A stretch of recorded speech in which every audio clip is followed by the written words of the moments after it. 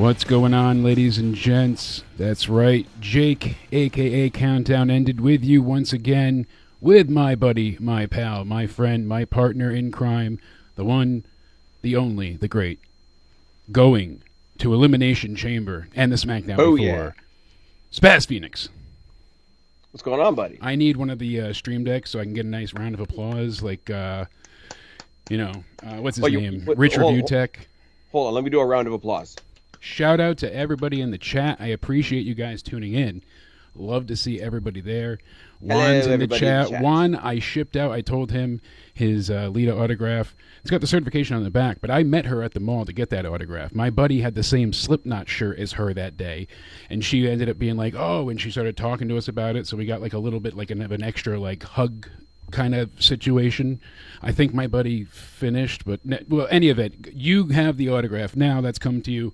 That's kind of like a thing I've done. I gave people, shirts and autographs out of my collection. It's been fun. So everything's valuable and sentimental at the same time. So Juan's got that for winning the Royal Rumble Pick'em contest, but we got bigger fish to fry. Wow, what a night. I cannot... That's no way to talk about Mercedes. I'm sorry. They're making Mercedes look like a Toyota because this night, the women's division, top-notch. Well done. That may have been slightly thought of before because, my God, this has just been knock 'em dead for the women's division. They are excelling like no other. It is absolutely incredible to see. I am just in awe of what they've given us because... they debuted at the same time so many talents to be viewed on a high level, and they've somehow managed to keep each one of them relevant without cascading or putting a shadow over one another either. There is no top girl right now, and I love that. There's top females, but there's no one. And it's funny because it's not the women's champ like you think it would be, but... surprise, surprise. I will say right off the bat, before we get into the actual show, this was brought up over on the Wrestling for Life guys chat that I was watching over there, if I haven't mentioned them 100 times already. Huge conversation going on over there over Julia's the main champ, Stephanie Vacour's the mid-card champion.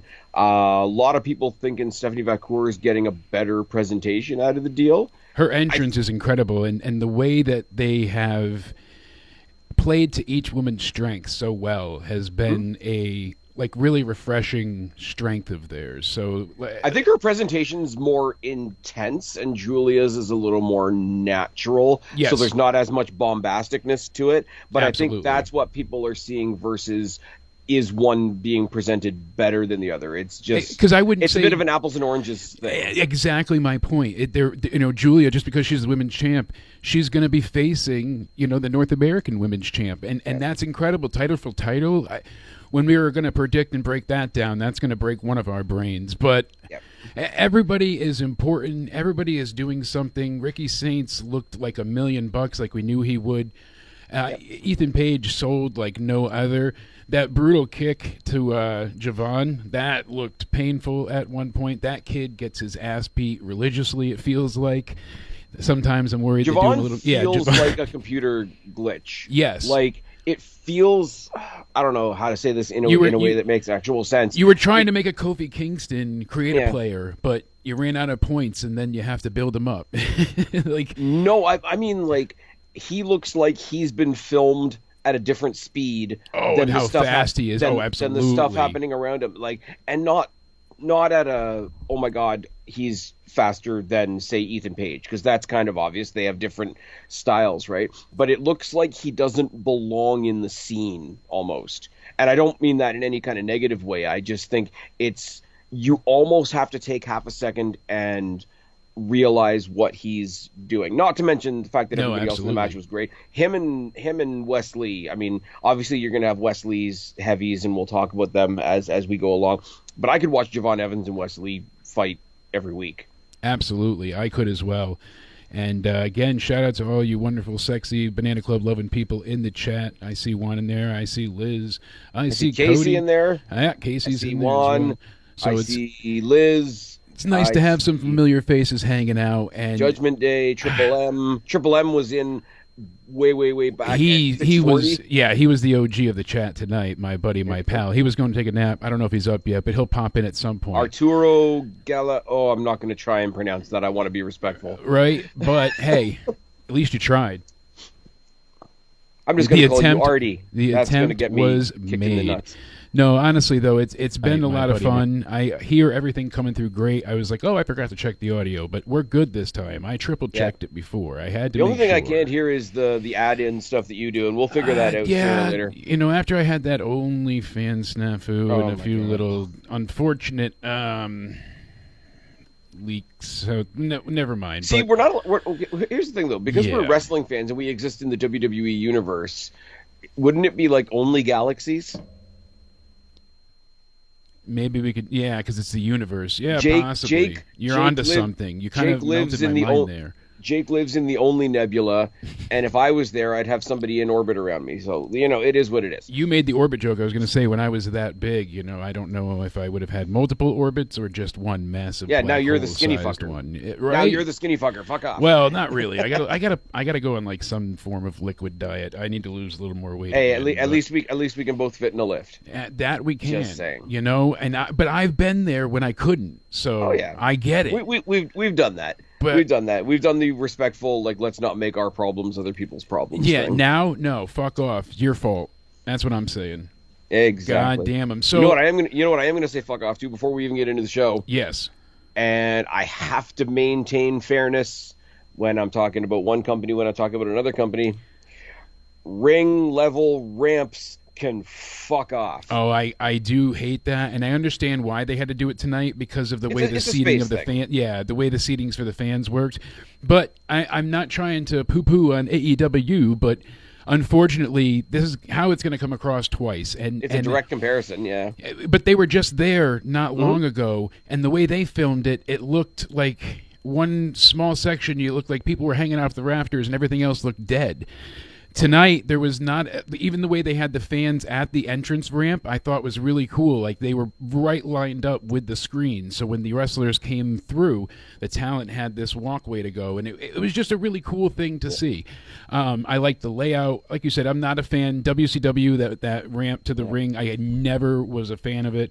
There was various times when they were still calling the Performance Center the CWC, where they would have it normally, and then they changed it if it was like a pay-per-view, like that made it special, and I'm like, just leave it.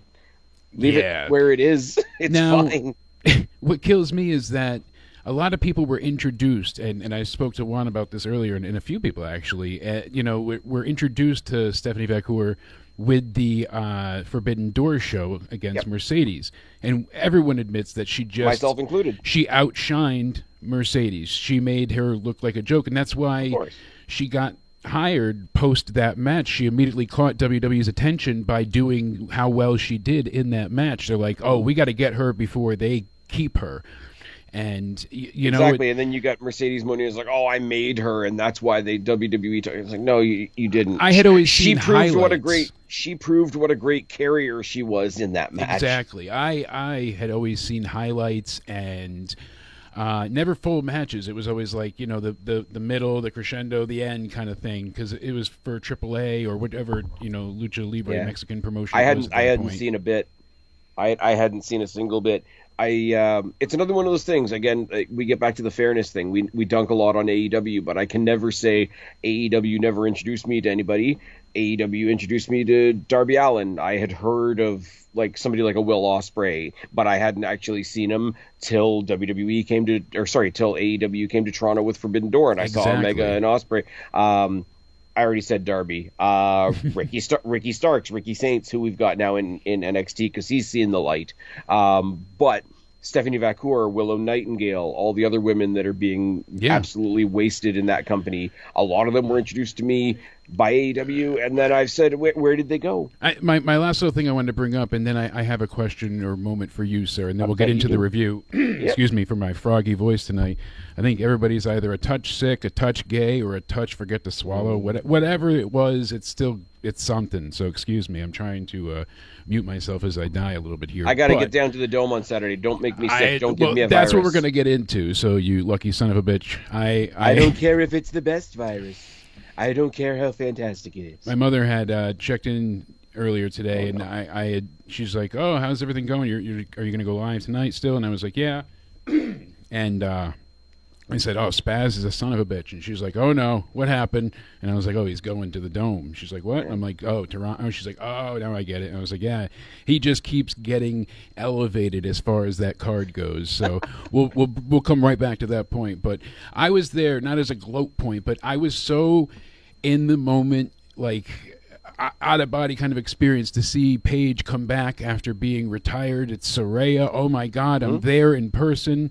Like, this is the person that really started a real movement with NXT and the anti-diva and give divas a chance. Like, she's going to save the women's division of AEW. And then they handled her so piss poor. They didn't give her a chance to like work the ring dust off, and the rust and get kind of the heebie-jeebies out. Instead, they tried to go right from 0 to 1,000, and the match with Britt was not good. And then from there, it was kind of like nothing until I think she won the title at Wembley just because her family was there and possibly held Tony up at gunpoint to do so. Jesus, That's not been corroborated, but I mean, come on, we all know, they're gonna be doing something. But no, honestly, it's just been so disappointing because where is she? She's another one that. When's the last time we've seen her do anything? It really is heartbreaking, and that's why I'm excited to see where Alexa Bliss kind of goes from here. People that I enjoy are coming back. It's nice. Jordan Grace is finally part of the company. Like the people that I'm really. The one thing I will say before we get on to all the positives, because I love Paige. Well, Paige, Saraya, whatever you want to call her, and we forget the first two women to fight for the first ever NXT Women's Championship were her and Emma Tennille Dashwood, and it gets cast by the wayside when we talk about in general like the revolution, evolution, whatever other words you want to use. But every time I mention like where the hell is Saraya, like what are they doing with her, like is she taking a break or whatever, every time I get some kind of response that comes back to, oh well, AEW wants to do like her and Mercedes, and I'm like, no, because that's really like wrestling can imitate real life, but that's really fucking gross because like she should win that. They know where they're going with it. She should win that, and she won't. Yeah, no. So and there's a lot with it, and unfortunately, it's just been a lot to grin and bear with their roster. Yeah. So I'm not tired of them yet saying the best women's division in all of the world, because they're not wrong and they're backing it up. Yeah, let them keep saying it. It is true. It's true. So they can tout it as loud as they want. I just don't want them to get comfortable with it, if that makes sense. I don't want it to become you're hearing it and you're like, it's normalized. I want it to mean something because TNA, it cannot be forgotten. The way they treat their women is stellar. I'm looking forward again to Impact this week. I mean, the live show last week was a lot of fun. Yep. Their women's tag champs actually have matches. I mean, yes, we just got new women's champs on Raw. But still, it was kind of like those belts were forgotten about for a bit. Then they come back, and then they don't book them for a while, and so at least we're seeing that. They were gone for a while, and like, sorry to get on my high horse, guys. I'm having a shitty week, so you might get more rants from me than usual. Tune in for the Chamber. Lay it out, buddy. Tomorrow. Like, you killed the belts by not acknowledging them for a little while, and then you put the belts on two women that socially aren't going to lose. Absolutely. It's just not. It's a hell of a situation to be stuck in. It's a corner they booked themselves into. So my question to you: there's a tag match coming up next week on NXT that I would rather see for those tag titles. No disrespect to Raquel and Liv, who just became the champions, but I'm jumping ahead here. But we're getting Sol and Zarya versus Piper Niven and Chelsea Green next week. So that's going to be a ton of fun. I think from what I heard. I don't know for sure, but it's either going to be Stand and Deliver or like the first night of Mania. Again, rumor here say not take it with a grain of salt, but you're going to get Sol, Ruka, and Zarya taking on Raquel and Liv Morgan for the women's tag titles. Really? Yeah.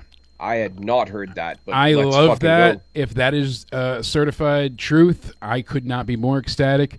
Again, you hear a lot of conjecture and for a couple of the sources that I read this on today, it was like it's being considered, and something that they're weighing heavily on. And when they said Sunday, when this was being discussed, and they're like, oh, it would be against Liv, they didn't even have the titles yet, so a lot of people were like, oh, this is BS.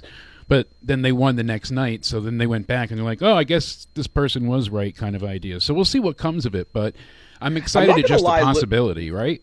Without discounting the other two women involved, Liv Morgan and Sol Ruca is an interesting match that I hadn't considered. There's a lot to that, and then Raquel and Zarya, it makes sense. The two Titans going head to head, like this match just screams oi oi oi or WrestleMania. Either way, I want to see these girls on a big stage in front of a lot of fucking people. I want to hear the crowd roar. Speaking of, I want to be nice to her because I know she's been through a hard time personally, medically, et cetera, et cetera.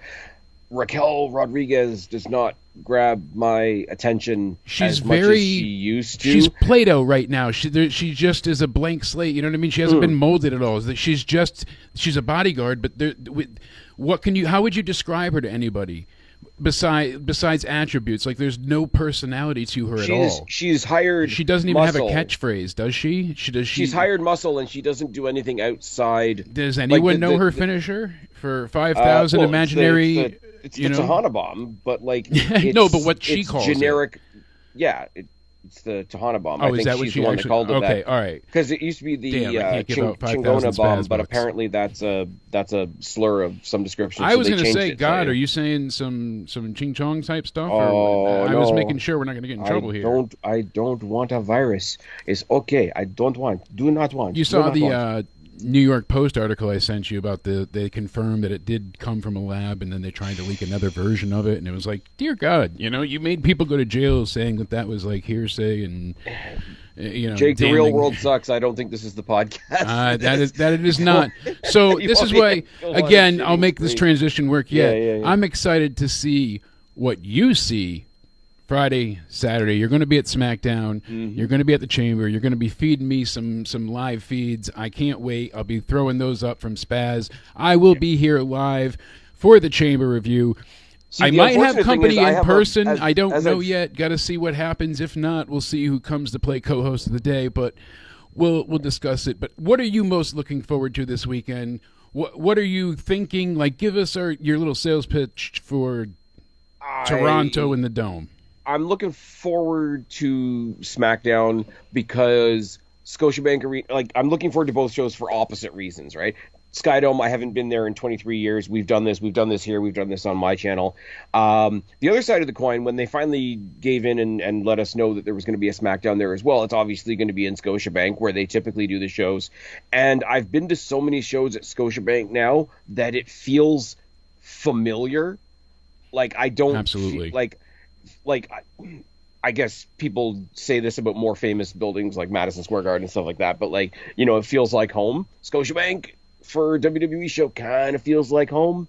No, I'm going to be going there wrong. for SmackDown. We got another rematch. There's only 2 matches announced for SmackDown that I can recall off the top of my head. One of them is another Shinsuke LA Knight match. And it's like, okay, we've seen the match 100 times, but I haven't seen it live yet. I haven't seen Shinsuke's should be damn good entrance live. I mean, he's always impressive being Nakamura. And there LA is a Knight, rumor. He's a there is a card. rumor. There is a rumor circulating because Nick Aldis said he was going to find a suitable opponent for Chelsea Green. Yes.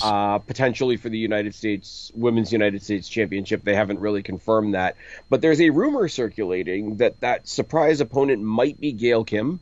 I had heard that as well, and that's really interesting. I mean, that's certainly what you'll see for SmackDown, so we'll see what happens with that. There's hot damn. There's all the...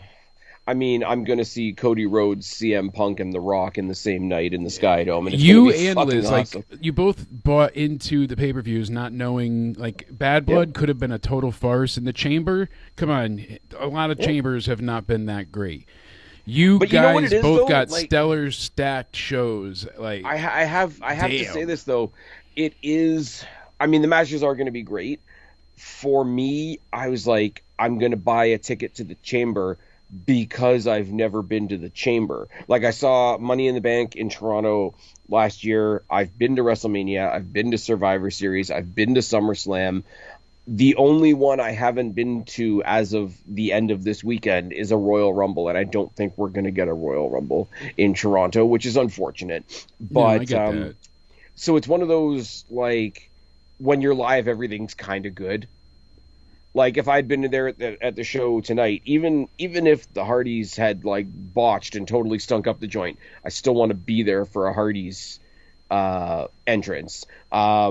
Absolutely. The Hardys, seeing them live, I mean, you still get the feel. When Collision and Forbidden Door came, yeah, it was AEW, but, like, I'm going to go watch CM Punk wrestle. It's going to be CM Punk, because the problem was, because he had been gone for so long, and I couldn't remember if I had ever seen him live, and then he came out for the wicked 4-on-4 match on Collision, and then the match the next night as part of Forbidden Door. Like, I don't eat pizza, so the analogy doesn't really work, but the way that pizzas say, like, even bad pizza is still kind of good. Yeah. Even bad live wrestling is still kind of good. No matter what, you're going to be entertained, but you're having like 2 knockout weekends. And no, I agree down here, absolutely. You know, we're not talking bad about Liv, but Raquel, there's nothing there. Liv has personality, but I think the Judgment Day needs to break up. Liv and Raquel need to go their own way. Finn needs to do his own thing. Dom can do Dom stuff, whatever that might be, some heel work. Maybe he should go for like the U.S. title. They've come back around for me. Like, it was getting old, it was getting lame, it was getting childish, and then the childishness came back around and was good again. Like, when they were all fighting in the back and Dom's going one way and he's following his girl and things over here, and Finn, and then Carlito makes it right now, because Carlito's just the last person in the room. Ooh, he's just very subtle. Yeah, he just walks in and just like, gets excited. So it works to see him. There's a growing thing online, and I don't know where it started. A lot of people want to see Carlito versus Penta. Yes. And I don't know why. Like, I think that would be a fun match. I'm not saying it would be a good match. I'm just saying I don't know where the groundswell for that particular match came from. Yeah, because it is certainly currently involved in other things. Hey, shout out to Ludwig Kaiser for picking up a match on Raw. I know, that was a very damn good match. That triple threat was a lot of fun to watch, and especially knowing that Giovanni, is no longer there, seeing what they took of it. So, you guys, later this week, as again tomorrow, we will have our Chamber preview recorded. It should be out tomorrow night or Thursday morning. In that time frame, that'll be up on the Spaz Phoenix YouTube channel. Links in the description box down below. Then you can go ahead and, like I said, I will be live for the Chamber review. As soon as it goes off the air, I will be going live.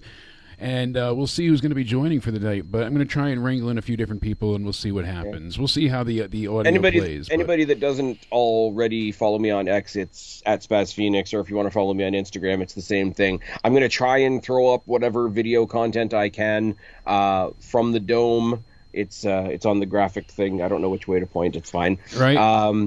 I'll be throwing some stuff up. I'll be throwing some stuff over to Jake as well, and to see if he can use it for his live review with whoever decides to fill my shoes for the night. I take a size 11, so big shoes to fill, sir. But speaking of big shoes to fill, socks. The Brady Music Center, for as small as it is, do you have the numbers for seating tonight? I don't know. Don't go crazy, but usually you're the one with the... Talk for a second. Yeah, so they were live in Cincinnati, obviously, Ohio, at the Brady Music Center. And as I said before, AEW was just there, so I wanted to see how the production would be different. And they kind of changed a little bit where the hard cam was by just a slight angle.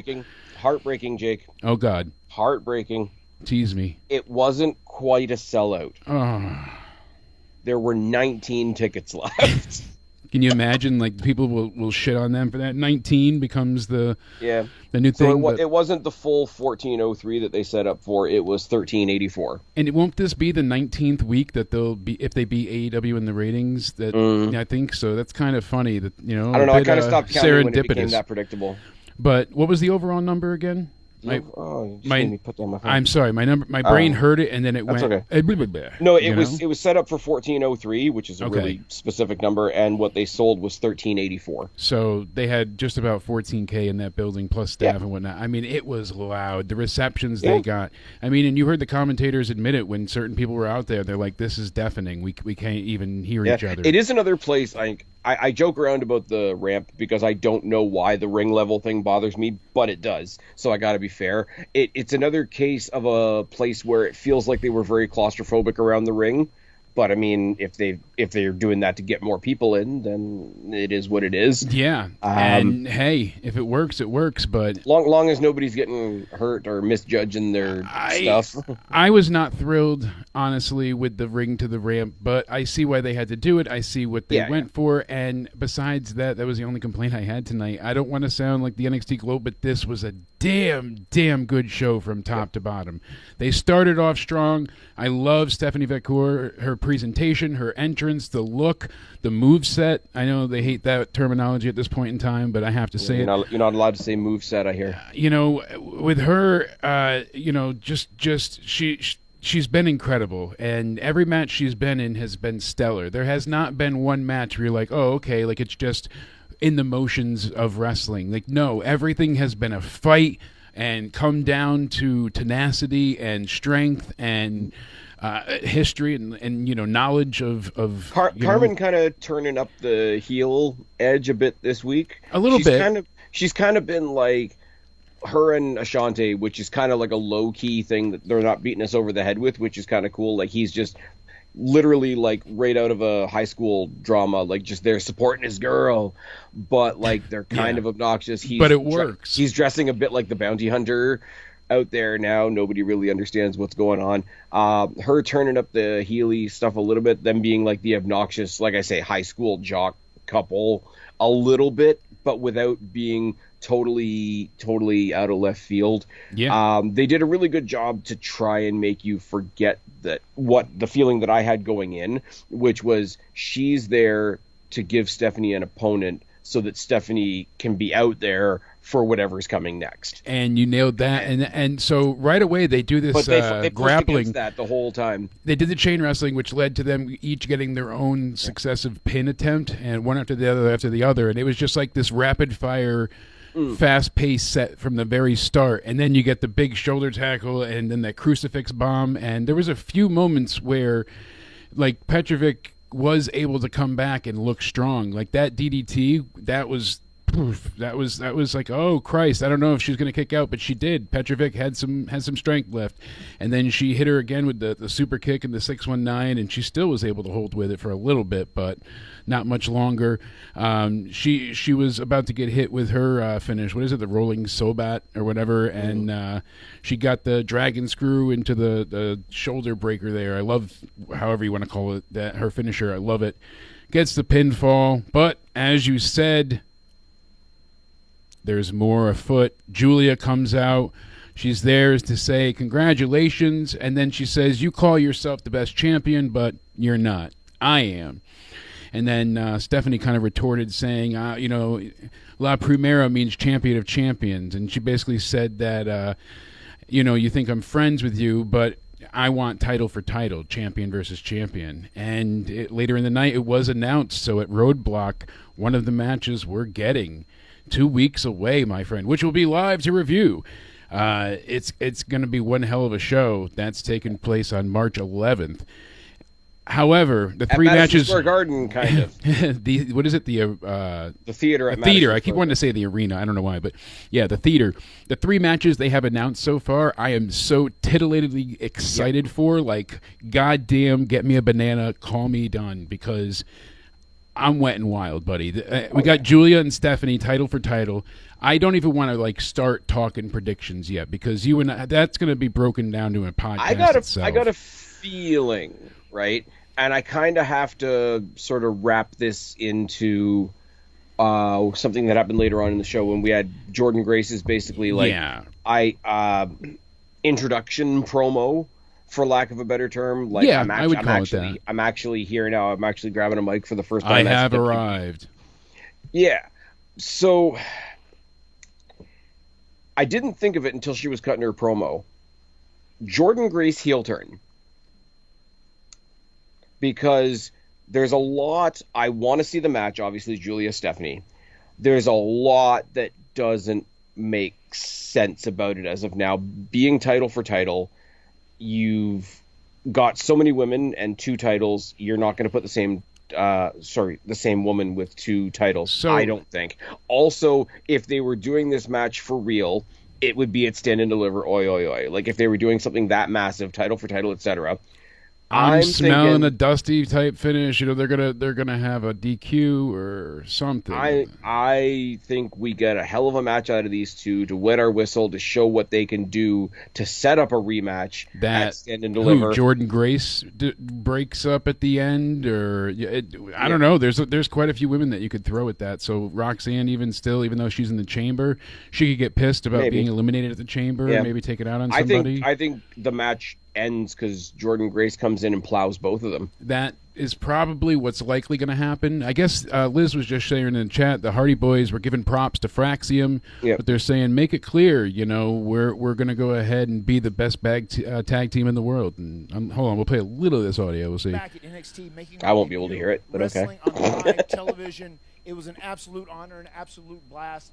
He said it's an absolute honor, absolute blast. They give props to Fraxium, and they just said they're the best tag team in the world. So I am excited. This was they're the best tag team in this universe. Right? Well, in half of this universe. So I didn't think Carmen looked rough at all. I thought she was impressive tonight. This was one of her better showings, and I really thought Stephanie brought out the best in her. She gave her some moments to shine. She got some good near falls. I do like in her entrance, because normally she's got a little bit more space to do her. I know there's another word for it, but like the sword play thing that she does as part of her entrance, where she normally has a bit of a wider stance. But they pulled the camera to her from the graphic, and it's her trying to make it work in that narrow aisleway that they had. Yeah. And I'm just thinking, like, we don't want to have an Undertaker's pyro situation with those swords.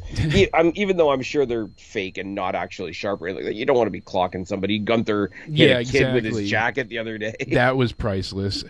Speaking of swords, I want to bring this up to you really quick. What the hell happened to gaming, man? It really just perturbs me and burns my ass. Nerd culture has gone south. I will play the new Call of Duty every now and again with Danny, and her and I will tear it up. And they have a Teenage Mutant Ninja Turtle crossover right now. Okay. So my 5-year-old child heart is burning with nostalgia, and I'm like, oh, let's check it out. And they want $25 for each turtle.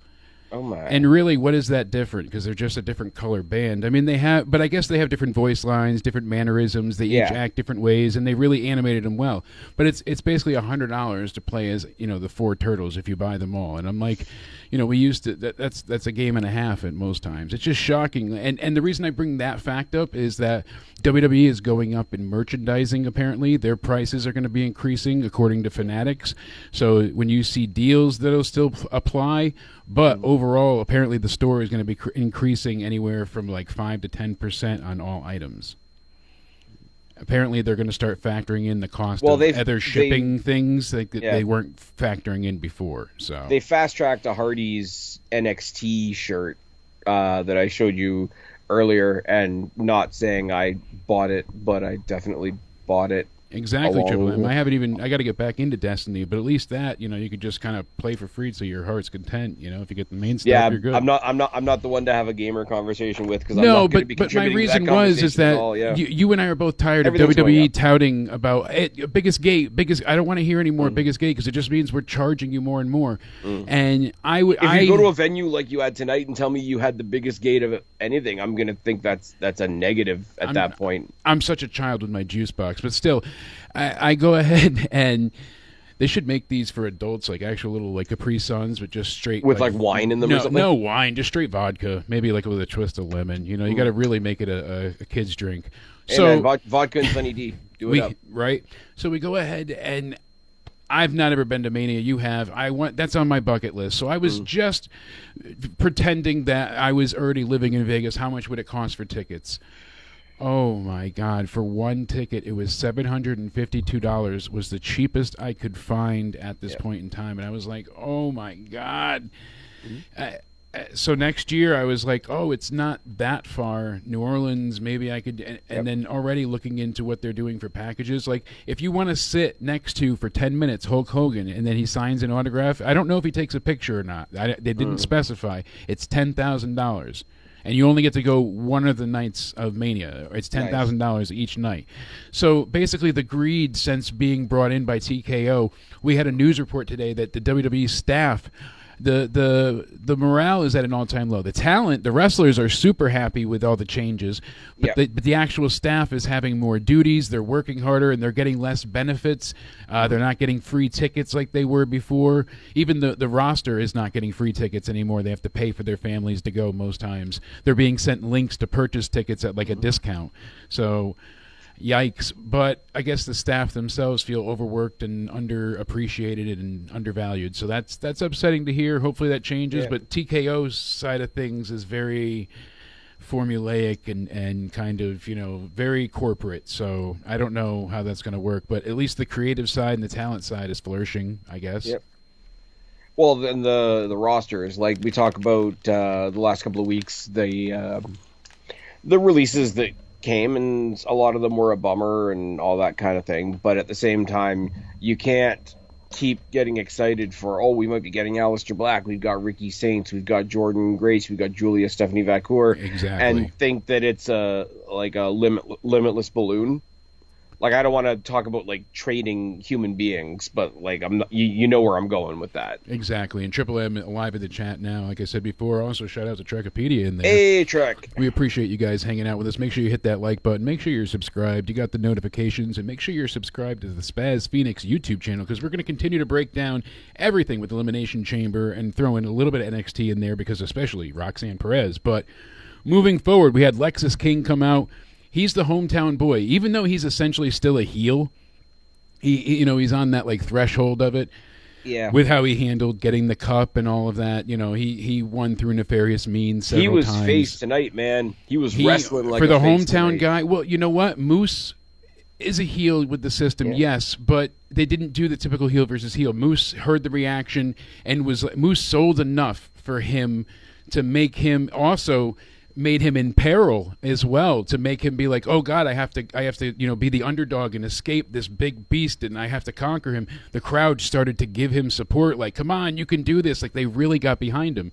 So when they do flip that switch, this guy's gonna be a real face machine, like a opposite of the heat magnet. He's going to be drawing in the smiles because he's a good-looking guy. His father, people don't want to really boo him, I feel like. So seeing that, we got a "This is awesome" chant when he hit I think that's why they give him such a superficial character when he's a heel, so you can feel good about booing this caricature. And I'll tell you what, the Franken driver might have looked like shit, but when he hit that flip dive onto Moose, that deserved a "This is awesome" chance, because it was like bowling. He knocked down all 10 pins, and that man is a big bastard. Well, like we're deep in the weeds because we're trying to cover both sides on NXT and on TNA, and some of us have been watching TNA forever. But I mean, there is a lot of people that still looked at TNA as that, that's the place where people go when all the big companies dump them and whatever, and it still gets painted with that shade sometime. So there may be a chunk of the audience, or a chunk of the audience that's just too young and has only been watching WWE, that doesn't know who Moose is. Yeah, you're not wrong, and they're like completely... If you haven't seen Moose before, he's a scary dude. I've seen him in person. Yes. I've seen him have a hardcore match at Destiny. Check it off your Spaz Phoenix bucket list. It's fine. Against one of our local guys, Hardcore Channing Decker, where they did the door spot, because their thing is I remember you brought that up instead to of me. tables. Yeah. And the dude it's like I would say the same thing when I met Billy Gunn. Like, you watch him on TV and you know he's big, and then you meet him in person and you realize that you never realized how big he actually was. Dude is big. And when you see him doing a bit of what he was doing tonight, when he's doing like the springboards off the top for a guy this size, like, that's fucking terrifying. You know who that reminds me of, right? Jacob Fatu? No, well, that could be made as well. I was going to say, for me, Luke Harper. Yeah, because that's a good show. That's a good show. He's got the same almost height. I think Luke was a little bit taller, maybe, but still, Luke was a little bit taller, but Brody Moose is a lot Lee, broader. however you want to call him, Moose is bigger, but I think Brody was a little bit taller. But they both were like the big guys that shouldn't be able to do those type of, those offensive maneuvers, and Moose made it look so agile tonight. There was one point where, King gets out of the way of the spear, then Moose just keeps running, and he just hit him again with this, the second, like a spear, and it was like he just was like a locomotive that you weren't going to stop. It's the only thing that he's takes so me, fast. No, the only thing, and this might be controversial, the only thing that takes me out of a Moose match is his spear. Really? Because of, and it's nothing to do with him, and he's just trying to style it out a little bit differently because a lot of people do the spear. Do explain, yeah. But the way he hits the spear, he looks like he stops when he gets to the person. It doesn't look like it's going through. To me, only my interpretation, right? Okay, but it so looks like he pulls back a little bit. It looks like but it looks like he stops right before he gets to the person and rolls. Okay. So it looks like halfway through the spear, he's decided he's not going to do a spear anymore, and he's going to do like the Kevin Owens cannonball. And so it looks like it. Yeah, if you can pull it up, maybe find it. We'll pull it up. And it's one of those, maybe it's just me things. Oh, but hold on, that's Stephanie's ass. Oh, good. All right. Let me look. Hold on, I gotta look back. Okay, sorry, I had to get my focus back. But no, I'm looking for it. In the moment, those Hardy Boys, that ovation, like always. Yeah. I mean, holy cow, that place, totally insane. I love that they used that piece that they've used for like every company they've been in is copy free, so they can literally take it anywhere they want. I know we'll get to this later too, but I have to say as well, Ricky Saints, welcome to the revolution. Like perfectly packaged, the entrance, the laser light that comes down that has like the disco spinning effect, like it makes him look so goddamn special at this point. Like he really seems larger than life, and that match goddamn blew me away. So Trek saying he wants to see Moose's spear versus Braun Breaker's spear. Braun Breaker's spear looks like it's going to kill you. Yeah, Braun really Moose does. Moose looks like he's trying to roll through it. Braun does not pull punches, but Braun's another scary dude. He is so way, fast. It is. So let's see. Yeah, Moose running up to the top. He just completely runs up to turnbuckle, and then he does a kip up. That was like, are you also kidding terrifying, me? Yeah. Yeah. So I'm trying to see if we have the finish here. Maybe this is it. No, that's where he went for the powerbomb finish. So I'm trying to find the spear still, people. But even the drop kick that he hit after getting kicked in the face was drop nuts. kick's insane. Yeah, like drop kick's insane. But Lexus is sitting on the top turnbuckle. Yeah. So. And he takes him out. And he takes him completely out with a full jumping, leaping drop kick. Like, what? I'm saying points for height, points for form. Yeah. Totally incredible. So this match, stellar, but really, we know what the point was here. It was to set up the end, and that's exactly what it led to. Obafemi, comes out and just, goddamn, these guys, I know everybody said this match is going to cook, then let them cook, because, oh my God. Moose's entrance looked great tonight, the way NXT presented it too. Mm-hmm. I think it even exceeds how they presented him in TNA at times. I mean, and I was thankful they didn't have the system thing going on. Like, it was just his solo.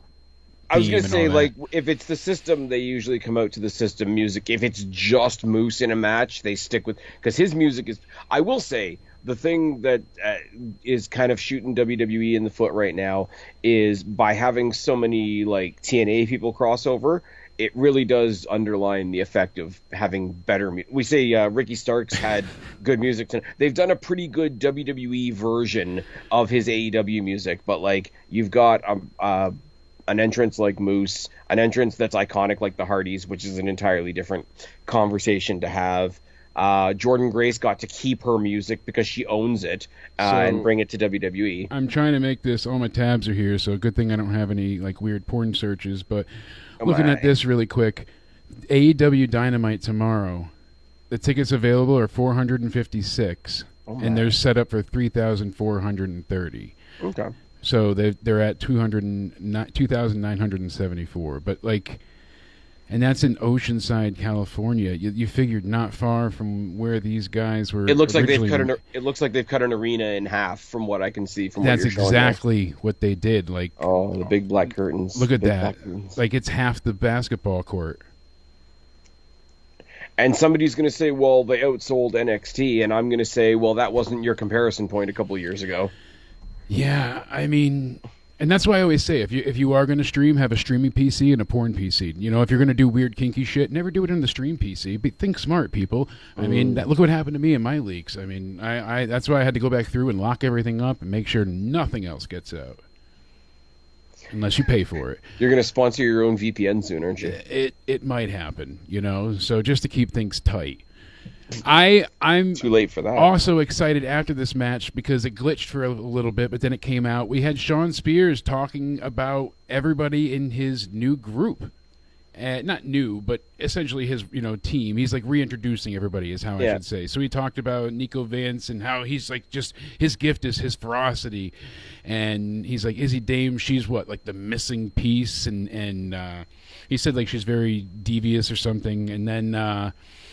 Don't call her manipulative. Yeah, he said call it strategy. That's right. It's coming back to me. And then who else? He was talking about Brooks Jensen. Brooks and so he had. They Brooks. finally gave him a haircut. Yeah, because so he doesn't look like the adult version of Jack Perry. He looked much better, and he's like, I transformed his mind, his body, his soul, and he really did give him a makeover. So good on that, Shawn Spears. He looks like an actual wrestler now. Before he looked like a guy that should be working at Hot Topic. I'm sorry, it just was not a good look. And the thing is, to be fair, like you can have people that pull off that like disheveled, unkempt look, but he didn't look like he was into it. That wasn't his gimmick, That wasn't what he was supposed to be going for. Well, for a while there, we didn't know what his gimmick was, and that didn't help. That's basically what I'm saying. Like, there was nothing there, so having that look didn't fit what little character we had gotten at any point. It just all seemed odd. If it was a case of, like, oh, my life's falling apart, and I have, like, do a Paul Heyman type thing. Something. I haven't shaved in a couple of days, right? Yeah, no, like the Baron Corbin downfall when he went ahead and did the lead into Happy Corbin. Did I mention? Sad Corbin. Did I mention, and I should say it here, speaking of people that have just been recently released from WWE. You just keep knocking out of the park. When I go to my next Destiny show, checked out your Spaz Phoenix bucket list, it's fine. At a show I wasn't able to go to, Dijak won our title from Hammerstone, and he's defending it against Bishop Dyer, a.k.a. Baron Corbin, at Icons 4. My money's on Bishop. I have a feeling he's going to be around for a while. Yeah, he's going to be one of those guys that people already follow Dijak and all his cool stuff that he does, but I think Corbin, because he was just starting to get his flowers right before they let him go, he's going to be somebody that like even people that aren't indie fans are still going to keep tabs on what he's doing. Still, because they want to see him succeed. That's the problem. Like Miro had that with the Rusev Day shit and all that. Like he was at a still very popular point in his career when they let him go. So it was weird. I wonder what Corbin could do. Like, would he do a run, like not just to like worm his way back into WWE, but like, do you think TNA? Baron Corbin, Bishop Dyer run in TNA at this point? No, I would say that would hurt him right now because he wouldn't have a chance to develop. It would look like he's always trying to get back to the good graces of WWE. Like no matter how, I don't think he would have a chance to really show this new character off and what this is. We don't know much yet. If they didn't have the working deal and they were still separate entities, I think it would be a different conversation. Isla Dawn put out a video on Twitter that was great. Yep. She did a little breakdown of character and admitted they got let go and people. You never hear how much people like you until you're not there anymore. Exactly. Type stuff. Yeah, great from her as well. Just like Mr. Chase U that got released. What's his name? Duke Hudson. Yes, I apologize. Duke Hudson Lack of sleep, very high. Those, anybody who's familiar with comedian on YouTube, Ryan George, yes, who does those edited videos, like talking to different versions of himself. It was the first thing I thought of when I saw the Duke Hudson video. I mean, he's literally talking to himself rather than caricatures. But I'm like, it's got to be weird to do because you're talking to nobody and then you're answering to nobody. And so one of the things I really want to point out here is like the way things are handled in production. NXT has really become the third brand. It's been this way for a while, but what I'm trying to point out is the way they've been booking and being logical about things. Like things need to be verified with Avo. She has to certify the matches, make things happen, blah blah blah. They're doing a great job at selling the story. And Michael Cole was talking about that on Logan Paul's Impulsive podcast, and everybody said it was amazing. I've listened to half of it now, and Patrick was telling me it was great, so I really went back and I'm like, all right, let me finish this. And he's right. He's like, I wasn't an analyst. I was a storyteller. That was my job. That's what Vince told me to do. Tell a story. Don't worry about anything that's going on. Because he said I've never been a wrestling announcer. Yes, he's like, I'm just a storyteller. But he's right. He's never been calling moves really to the extent as the other guys. He was the, oh my God, could it be? For the love of all mankind. But we got some great moments out of Michael Cole, too. And ever since the Cruiserweight Classic, when he got to work with Bryan, that reinvigorated his drive for wrestling, it felt like. He didn't have Vince screaming in his ear the whole time, and that made him fall in love with it again. And since that time, it really seemed like he liked working with Morrow, then he liked working with Pat, obviously. So, he's had this, good run of people that make him want to excel. So my point is the layout and format for tonight, they set up Moose in such a way. They give him this grand entrance, a really dominant match against a babyface, because people are going to boo him against the NXT homeboy. He's the invading man, Moose is. So they put him over super strong in a competitive match, and that's when Obafemi comes out. Even though he's a heel, right, and TNA fans would boo him regularly, I love the fact that because he's now in, I guess, the other territory, his fight coat had the TNA flag on it. Exactly, and the TNA side are starting to kind of, I saw on Twitter, TNA fans were like, well, now I'm rooting for Moose because I've always been an Impact guy. So we're getting kind of like that TNA versus NXT thing that we wanted, but in a totally different way. Could you imagine a real, War Games type scenario? Not just the match, but I'm saying, build up to it, all of it, what they could do if they ever framed it, as a true invasion or an attack. TNA was like, we're tired of being, second fiddle. Yeah. Our champion got thrown out by Roman Reigns. He should be treated like the top guy. Things like that. They can go a long way with it. I know where you're going with that, but I love the fact that people who are desperate for this deal not to work saw that as some big disgusting thing, and it's literally everybody in WWE has been beaten by Roman Reigns.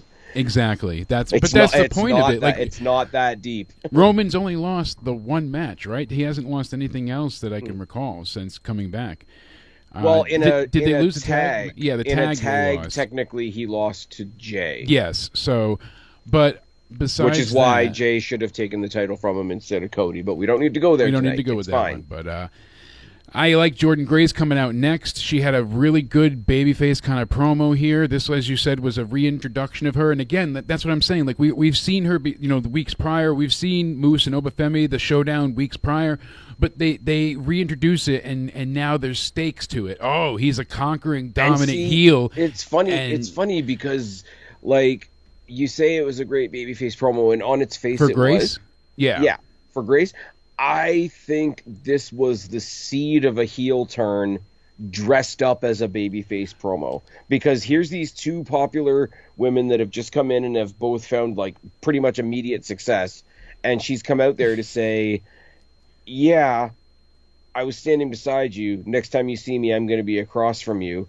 And she's a powerhouse. She should think that she's going to eat their lunch. Exactly. And see, you literally this time took the words out of my mouth. So I was going to say, she gave the great babyface promo, also building the foundations of a heel turn off of so many little things in there. I mean, you could use any of those as a indirect hint or even just a little bit of subterfuge, But like you said, she should be dominant. She should feel like a real badass, because she looks at the other girls and she's this massive goddamn refrigerator, and she should be taken seriously. And that's why I really like the presentation here. Then Roxanne comes out. She's going to make the foil, and she's talking down to her. Oh, where's your title now? Roxanne's. That was a great line from Jordan. I like that she got a little, tit for tat with her, because some people don't always come out so great when going one-on-one with Roxanne, as we know. So we've seen that go south a few times. Thankfully, this was not that. So she's like, I'm going to win the Elimination Chamber, then I'm going to be the Women's World Champion. And then she's like, and then I'll go after the NXT title again and be Roxy Two Belts. And people started chanting Roxy Two Belts. So Miss, the bitch, the heel herself, she's still over in some ways. So Grace was like, I do think that we're going to get, I don't know whether it's going to be at Stand and Deliver or whether it's going to be before Stand and Deliver, but I think we've played around so much with Roxanne Perez finally going to the main roster. There's a passing of the torch happening slowly. I thought it was going to be directly her to Julia, but she's fought Stephanie Vacour as well. She's kind of like detached herself from her tag team partner a little bit. Jordan Grace is going to be the last one. So she's not handing, when she leaves NXT, she's not handing the division over to one person. She's sort of gone through all these different people. Zarya is a little bit of a different story because Zarya went a tag team route, which is fine. Yeah. But I think she's handing the baton over to a collection of women that are going to hold the division up rather than, okay, I've dropped my title to Julia, the division's hers now. Yeah. It's like, no, there's way too many of them. Let's give it to all of them. I think she goes one more round with Jordan Grace on her way out the door of NXT. I think we sort of solidify that. I mean, unless she wins the Chamber on Saturday. Yeah. I was looking my Drive Fast and Leave a Good Looking Corpse album. I think it's still up on the wall. The green screen cuts it all off. But what's going on, Paul? Hope everything is going and you're rocking awesome. I think you're onto something, and that's kind of the thing here. There's so many layers and levels with this, and so many different ways they can go. And she could just beat the hell out of her, and that's her swan song out of NXT. It could be that simple. Or something big could happen. I mean, there's a lot of ways this could go, and that's what the layers here is what's making it interesting. So I could see either women logically winning. If her last match in NXT is against Jordan Grace, would you do it before WrestleMania and sort of reheat the her and Bayley thing and let her and Bayley go at it at WrestleMania? Or would you have her and Jordan Grace at Stand and Deliver Oi Oi Oi and have her debut on Raw the next night? No, I want Jordan Grace to face whoever wins the belt for belt, or it becomes a triple threat is the most likely thing there. If she costs the match, then we're going to get a triple threat in my mind. That's how I see it. Fair, yeah. That's my Stand and Deliver, and I can see Roxanne kind of maybe being eliminated at, if not Roadblock, then one of the TV specials before Mania, because they do have one more special, I believe. Do they? I thought they did. I thought NXT? I thought they had one more TV special coming up, but I'll have to double check. I might be way off, but I thought there was something for like a St. Patrick's Day whatever type week thing, and maybe I'm crazy or there was an old plan, but still. I liked her going ahead and getting the punch in on Roxanne, and then Roxanne tries to get the hell out of there before she gets destroyed. She kind of escapes from the ropes, and I do like the whole wink and a nod of everybody's got a plan until they get punched in the face, and she didn't even finish that sentence. Because realistically, even if she stays babyface, if you're Jordan Grace looking at Roxanne Perez, like, I don't want to be mean, I like Roxanne, but no, but that should be, like you said, eat your kids' lunch money. And if Cora Jade doesn't come try to save the day and still get destroyed as well, then but their union is pretty much kind of spoiled, right? They've split, and they didn't have like a real definitive split, but the Vengeance Day was like they're done with each other. I kind of wanted their rivalry to end at Stand and Deliver, and that be her last match, definitely. And the other thing is too, and because I would want Cora Jade to beat Masha Slamovich and take the TNA, because she's not held the belt. She's worked her ass off for years. Masha's had it for a little while now, and then Masha can still chase it. Cora can cheat to get the initial belt win, and then she faces or defends the belt against her friend Roxanne. Roxy loses, goes to the main roster. That's your swan song. That's how I would do it at Stand and Deliver, but... See, the only thing... What do you guys in the chat think? That's what we want to know. What do you guys want to see for both situations, Stand and Deliver or Mania? The only thing about that, and don't get me wrong, I like Cora Jade. If she's the first person to like bring a title over from one show to the other, because we keep talking about it, it's got to happen eventually.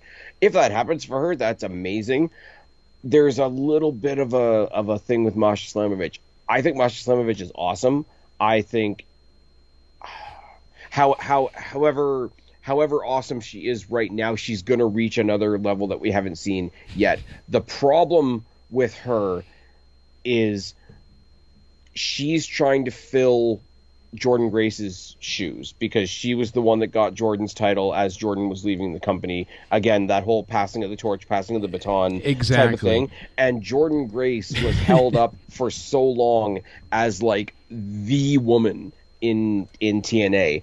So for Masha Slamovich to be the one that has her torch passed to her, to lose the title relatively quickly and be the person that lost the title to another company, they gotta be careful. I think that if they really get over like the cheating aspect, and that being the nefarious means, Cora Jade, goddamn you, you screwed over Masha, and now Masha doesn't look weak.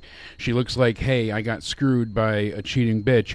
I'm gonna kill you, and that can lead to the one after sacrifice. Yeah. It's in our rotation over here, but. We'll see it on the way by. I know they have their little preview of TNA shows coming up. That would be Roxanne. Yeah, if Vince was still there, he would take Perez away from her last name, and she would come out to absolutely the police. And she would debut at Great Balls of Fire too. Oh yeah, absolutely.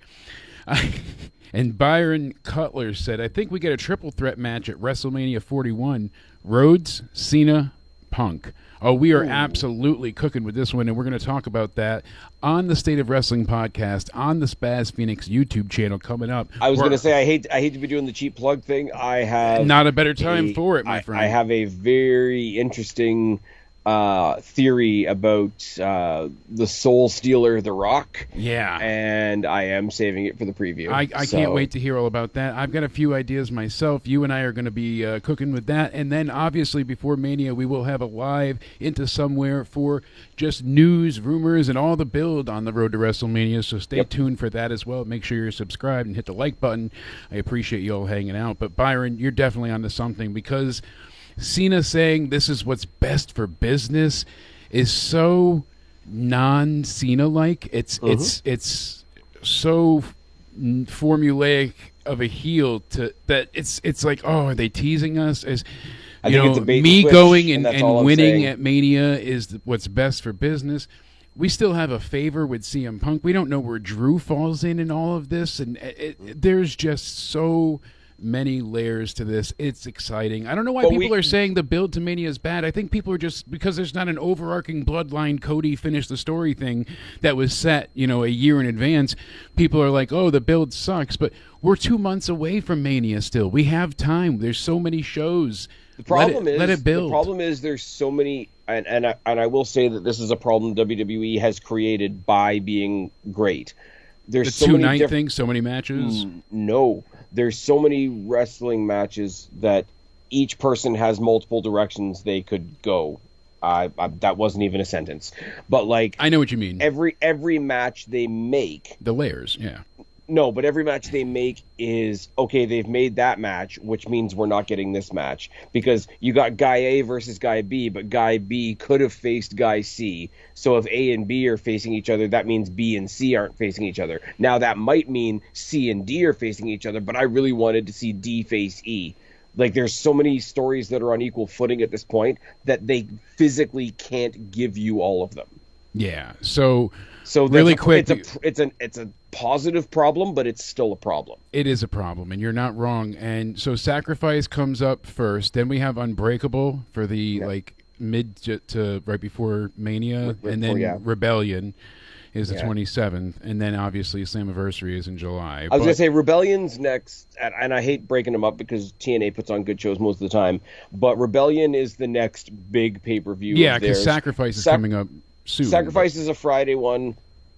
Unbreakable, which I'm thinking about covering. If people in the chat want to cover the TNA pay-per-view, even though it's a Friday one, it's looking like it's going to be an exciting night regardless. Yeah. So it could be a lot of fun. Let us know. It's going to be good, and there's a lot of crossover stuff already announced. If the interest is there, I'm more curious what the chat thinks of, going forward. What do you want to do for this women's title picture? I mean. Yeah. Do you have either one of Julia or Stephanie take both titles and then face, Jordan Grace? I don't think so. I think it's going to be a triple threat, but What is the chat thinking? I want to know. Trek says, please cover it. I think people are going to be interested in this sacrifice show, so I think we might have to. But Ricky getting tagged in. My only point was the Friday shows for TNA that are still great. They are considered the I guess the B show, what we would refer to as B shows. They are TNA plus specials only. They don't go to proper pay-per-view. Like, you can get them through Triller or whatever, but they are basically streaming exclusives. When you get to stuff like Rebellion, when you get to stuff like Bound for Glory and Slammiversary, those are seen as like bigger pay-per-views. So it's not a question of quality, it's a question of like presentation. It would be like, we have Roadblock coming up. Roadblock is an elevated episode of NXT, whereas Stand and Deliver Oi Oi Oi is a proper PLE. Sorry, I had to cover you up for a minute with Soul and Zarya, because even Zarya is exotically beautiful, and like it's amazing how different she. Yeah, absolutely, she looks so incredibly different. Not in the whole garb and makeup, but both of them stunning. Besides the fact they're exciting in the ring, I'm expecting big things from these two. If we do get that tag match, that would be incredible. I like that she uses the spear and the what do you call it, the F5. Yeah. So it's like Goldberg versus Brock Lesnar in one wrestler. Well, I like how they're trying to eventually time it, I guess, for her to throw the F5 and then her to do the soul snatch off of it. I guess that they had done it on a crash pad test, so if that's the case, that's incredible. But you could see, like, that would the mechanics behind it would be there. Like, if she throws her off enough, she's already in a down supine position. So you just got to go through with the flip. You saw just SmackDown, timing, right? Yes. What do you think of the Mello and Miz team? So, okay, yeah, it's again like the Miz has been the Miz has been the fucking Miz for so long, and I know a lot of people have said this. Brian Alvarez has, and Wrestle Talk has, and I'm not the only one, but he's the same guy from when he got in from the real world. Like, he didn't evolve at all. The heel character is the same as the face. One's just snarky and the other one's a little more sincere, but it's the same promo level, like intensity. It's how he talks on the mic, like his verbiage doesn't change, his mannerisms don't change between he has been the exact same guy for 2 decades. I'm tired of him, and I don't even know how he could really reinvent himself at this point. I just think the fact that they tried to combine the skull-crushing finale with that sort of code breaker. Yeah, that's what kind of gave you the thought of it, and it could be something cool, but it looked awful. The first time didn't hit. Yeah, and the first impression left a bad taste in my mouth. Yeah. I mean, my wife said the same thing. I told her I'll eat more pineapple, regardless. Those ladies have it going on, but I'm more excited about the women's tag match than I am for the men's side of things lately, because SmackDown's tag titles were white hot at one point, and I feel like it kind of cooled a little bit, unfortunately. So I don't know, I might be crazy there. And the Raw side of things, I mean, they're building, as we saw, obviously, the attack that came after the fact by the Viking Warrior Raiders, whatever you want to call them. But you know what, that match is going to be good. I like the, excuse me while I detour to Raw for a second. Yeah. I like this. Okay. I like Chad Gable. Chad Gable's an awesome wrestler. We've talked about it ad nauseum, right? But this whole idea that the leader has left and basically said, do something while I'm gone. And Ivy Niles out there kicking ass. And the Creeds are out there kicking ass. And they're genuinely like, when he comes back, we're going to have something to show for it. It seems like such a simple thing, but they seem genuine enough with it. Even Absolutely. as bad guys, I'm behind them. You know what I mean? Exactly. I totally get it. I want them to have something to show off for Daddy when he gets home, type thing. Yeah. You know what I mean? And I works. mean, your theory is he's going to go learn some magic from Malachi Black. Because he said the dark arts, and that's exactly what his wrestling school is, the dark arts. Yeah, but WWE apparently bought Lucha Underground, so he's got all kinds of people. So there's a lot of options. I don't know if they're buying the library or if they're going to do something with the product. It's a crazy time. WWE's just globbing up everything. I wish in some strange world... It'll be a cheap excuse for me to actually watch it, because for all my sins, and everybody told me, it's weird and fucked up, you'll probably like it. I never watched Lucha Underground. it was so a thing of its time. It might be a little jarring to go back and watch now, but it is certainly having the hindsight factor of it. Then it was like a lot of mentality. Now you would need to, because it's a lot of not unknowns, but people on there come up. You know, Prince Puma is Ricochet, and you know Penta's down there. So many talents. My brain will explode. Swerve was down there too, wasn't he? Yeah. He was Killshot. Yep. You named it. Well, So, bunch of names you probably can't. And they use had on Netflix. so many goddamn brutal matches, and people would get killed off. Like it was kind of like a soap opera, like a Hardy Compound, Undead Realm type thing. One thing I will say about Triple H that I've been more appreciative of, he kind of got handed the Bloodline story, so he had to follow a certain pattern, because what was he going to do? He had to stretch it out till Mania. Like that had to be the end, so he really had to drag that one along, but there was a payoff for it in sight. Everything else has moved along fairly quick, minus Rhea and Liv, and even that wasn't forever. It was only from SummerSlam till, like, right up before SummerSlam till Survivor Series, right? Around then, or Saturday night's main event. You figure like 5 months. We've had worse. Point being, everything continually moves along, and that's why NXT has been a lot of fun. With Liv as well, and it's kind of impressive when you see somebody like Rhea Ripley, who's like clearly the main, like the final boss main event woman of Monday Night Raw, because there was a period of time there where people were getting sick of their feud and they were taking it out mostly on Liv. Yeah. And the slowly, like, don't spend any time on X if you want to maintain your mental health. But the narrative around Liv Morgan has slowly curled back upwards again. And she's basically getting her flowers. And like another one is Karrion Kross. Who put out a message the other day, sort of out of character, like, I've seen the opinion of me change in the past little while. I've seen, you guys reaching out, whatever. I see you. I appreciate you, whatever. I would imagine sooner or later you're going to get something like that from it Liv, seems that because way. people are cluing in, because no, she's not, somebody that came over from another, like, a women's fed. Like, she's not a Julia or Stephanie Vacour or an Asuka or Io Sky or somebody like that, but she's 10 times what she was even I would say a year ago, 2 years ago. Yeah, it's from a decade to a year. I mean, think about how she was with Charlotte on SmackDown.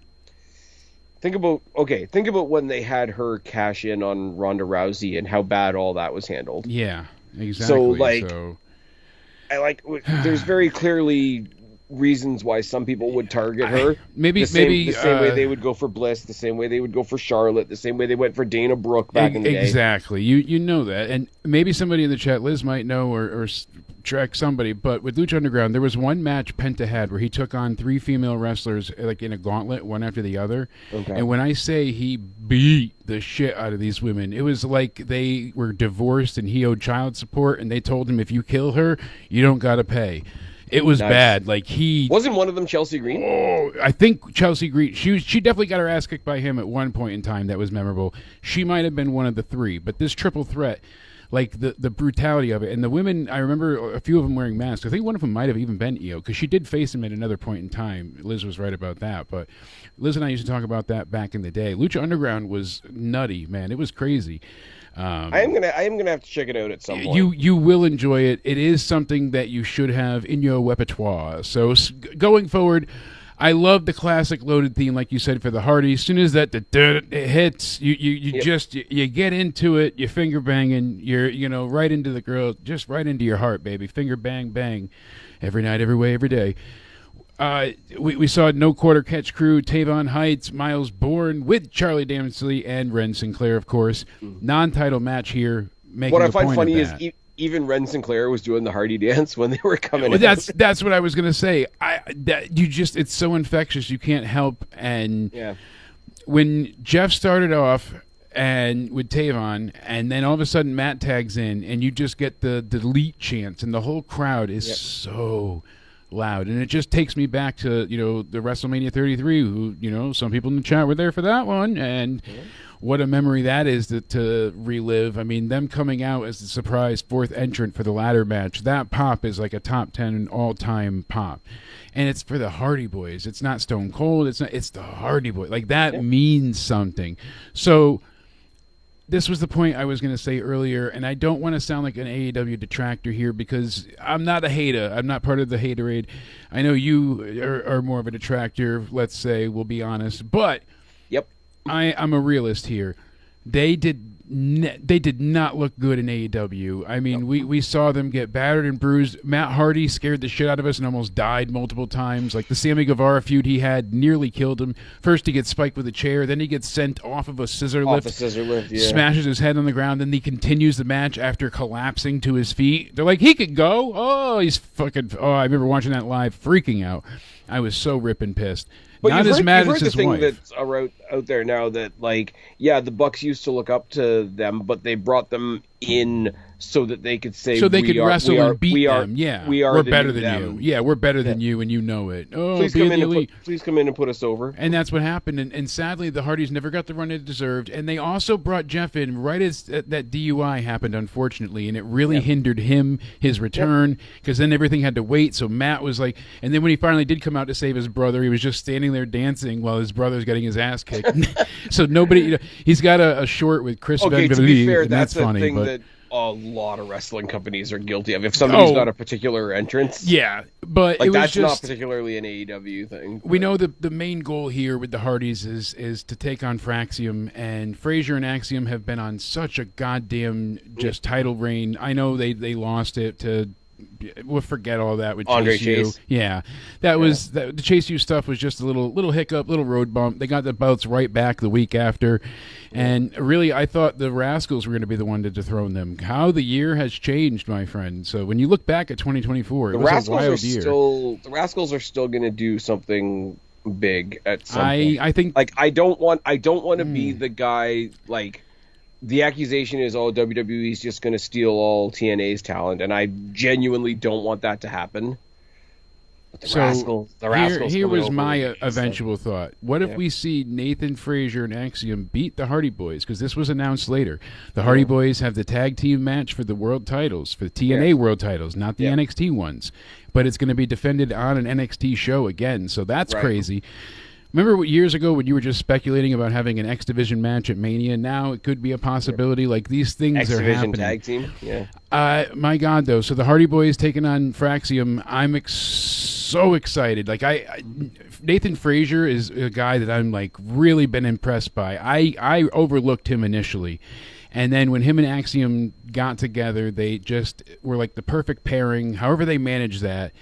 Because was it Kid A or whatever? We've been over this stuff, but granted, just the packaging of these two together was magic. Yep. They've made it work. They've been so fucking impressive in the ring, but their promo skills are great. They're funny. Their banter is good. They're dramatic. You don't want them to break up. Funny? If you follow it along, like, everybody's been sort of saying, like, hey, tag team of the year 2024 and all that kind of thing. One of the loudest voices putting over Fraxium, even before there was interactions between the two, even before the deal was solidified between NXT and TNA, some of the biggest voices speaking in their favor have been Matt and Jeff. Yeah. But they've put them over continually. And like I said, my point was they have not looked better than they do here. In NXT, they looked rejuvenated. Like, their TNA run has been good, I'm saying, as well. But they haven't looked this good in WWE in a very long time, and they haven't looked this good overall since returning to TNA. Even these two have really, like, the last 2 or 3 matches, you've really seen them excel. To be fair, they've been stuck fighting the system. That's part of it too. So they've not had that many. They're fighting the system great opponents on Thursday. I know. Okay, I have to say, what world are we living in? The system is taking on the Hardys and Obafemi this Thursday. Nuts. So that's going to be crazy. Nuts. I'm excited for that. We'll get into that too, but here's my pitch. If Fraxium pick up the TNA tag titles, have the Rascals be the ones that bring them back.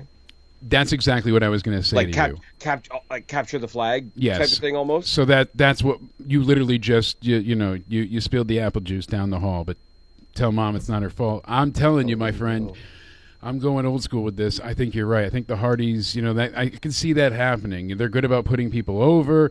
Yeah. I could, like you said, hot potato with the belts, not essentially, but I can see Rascals like, hey, now you guys get it could be something really interesting. Because who was it? It was when they did the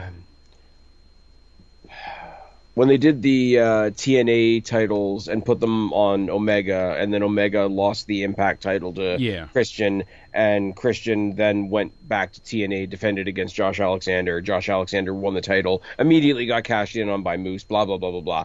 But Josh Alexander was the guy, because he was like the heart and soul of TNA at the time. He was the guy to bring their gold back. Now, you don't have to make it an enemies type of thing, like if Fraxium win respectfully, carry the titles respectfully, and all that kind of thing, and the Rascals just be the ones to pull it back to their side of the line. That's huge for the Rascals, because not only did you bring the titles back from from NXT back to TNA, but you just beat the team that beat the Hardys.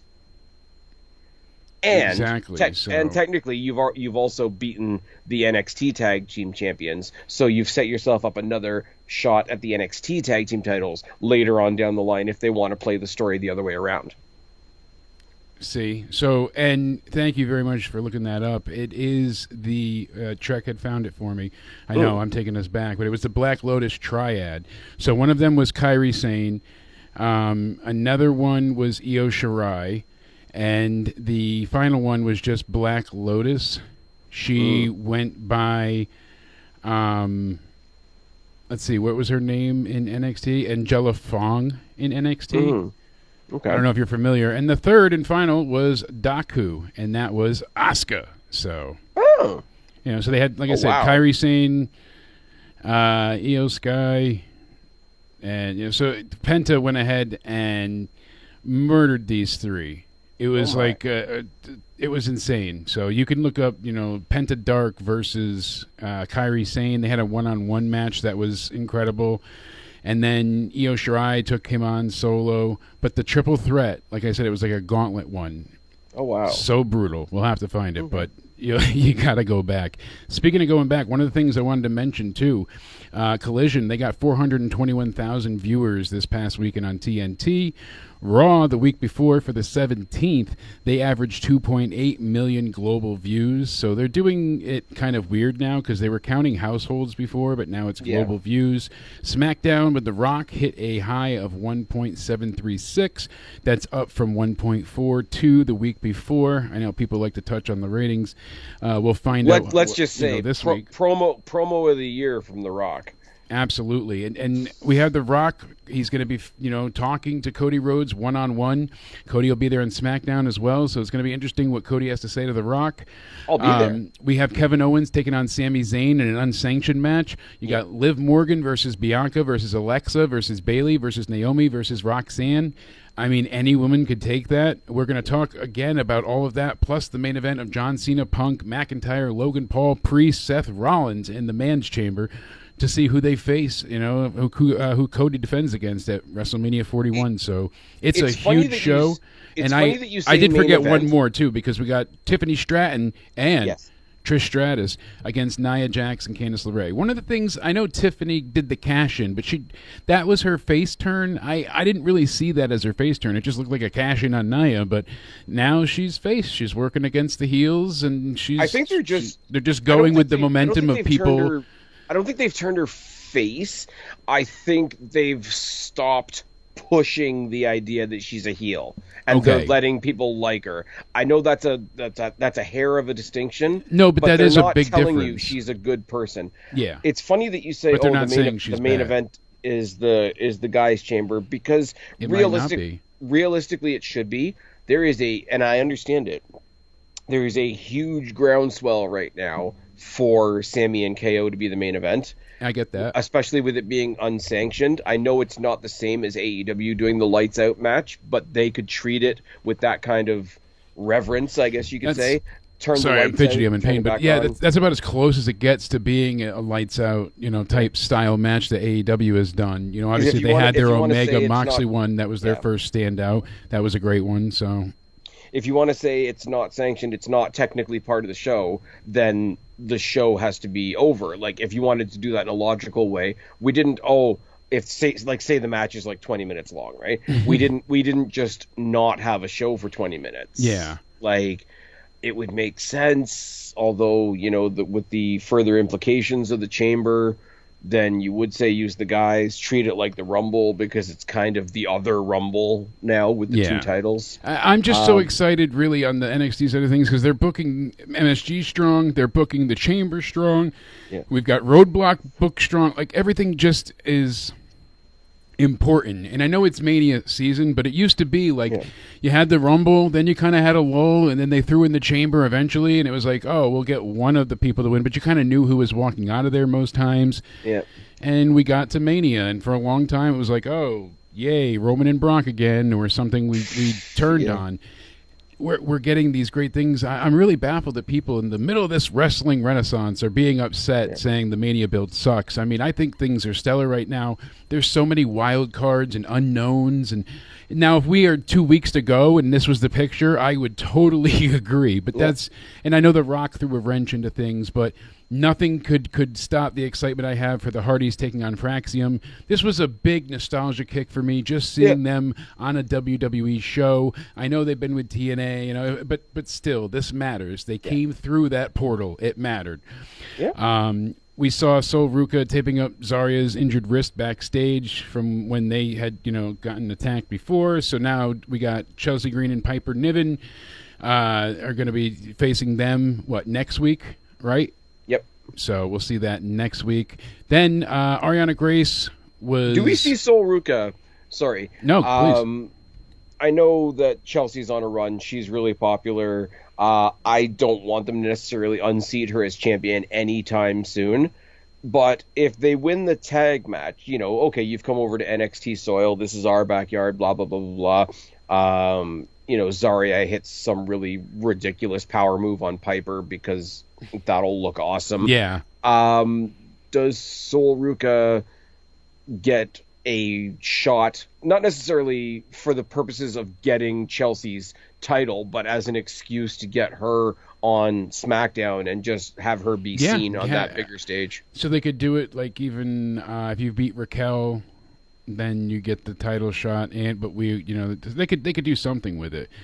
I think it's going to be a fun scrap kind of match to build up to hopefully their plans at Oi Oi Oi or Mania, and we'll see what comes of that.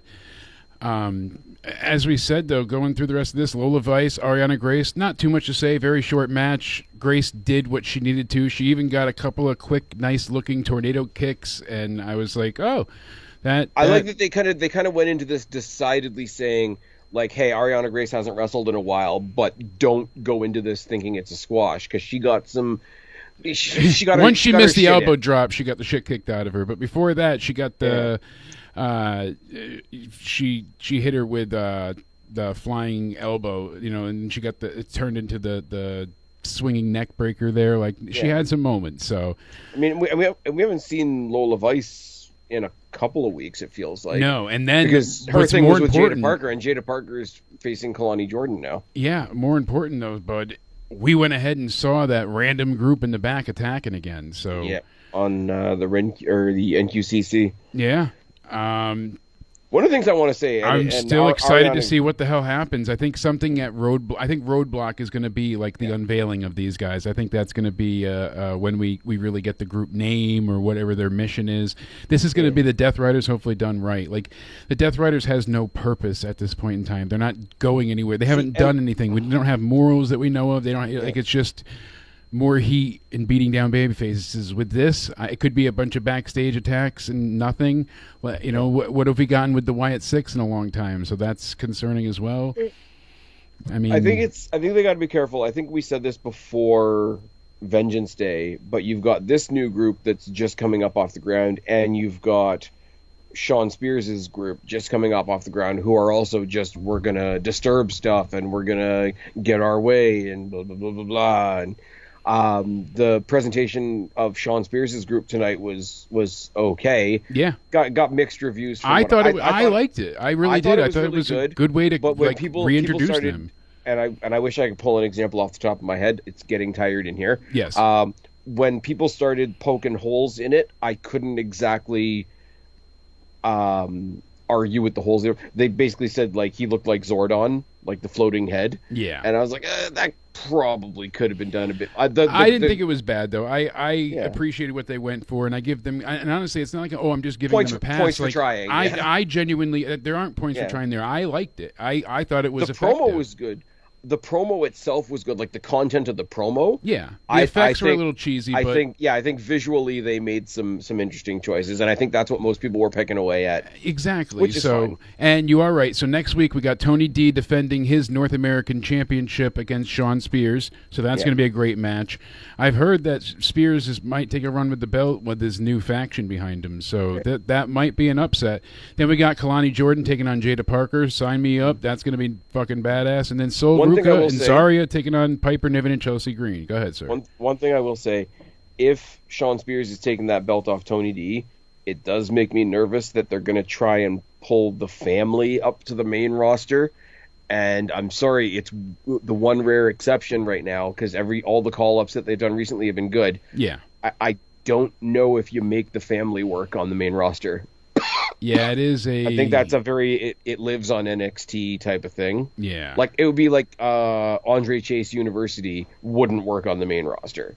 And you did mention Evans being a glitch before, and it's kind of funny because I forgot that his entrance, they used the video game, the 2K game, basically his entrance. But I'm excited for next week. I like the main event here. As we said before, there's not a lot to cover in the main event. It's just your typical babyface versus heels tag match, but it was just really damn good. So one thing I will say, I just want to say this quickly before we get into this from the other tag match, because we focused mostly on the title stuff and whatever. And again, NQCC were just kind of the other guys in the ring as we thought they were going to be. Yeah.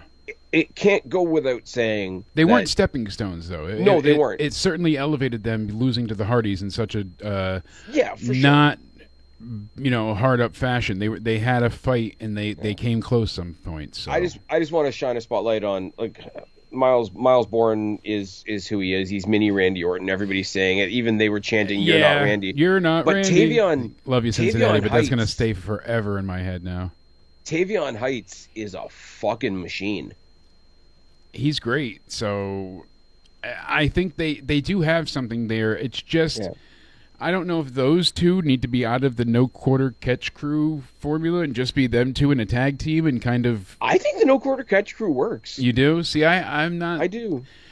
I don't know. I'm less sold on it than I was works. before. Yeah. I see what you mean, but if you ask me why it works, I would say I don't really know. I'm not sure. Yeah, and that's I'm not not a sure great reason, why but it I works, understand but how I you feel. but I'm not sure, but I'm not upset when they're on my screen. As I say, they were very much playing the same role as Carmen Petrovic was earlier on in the night. She was there to be the other person in the ring so that Stephanie could get a win, so that the next story could have it. It was the same thing here. They were there in the ring so that the Hardys could have this really cool return so that they could get onto their next story. And it's hard to do that role. And I think they did a little bit better than Carmen. No offense to Carmen.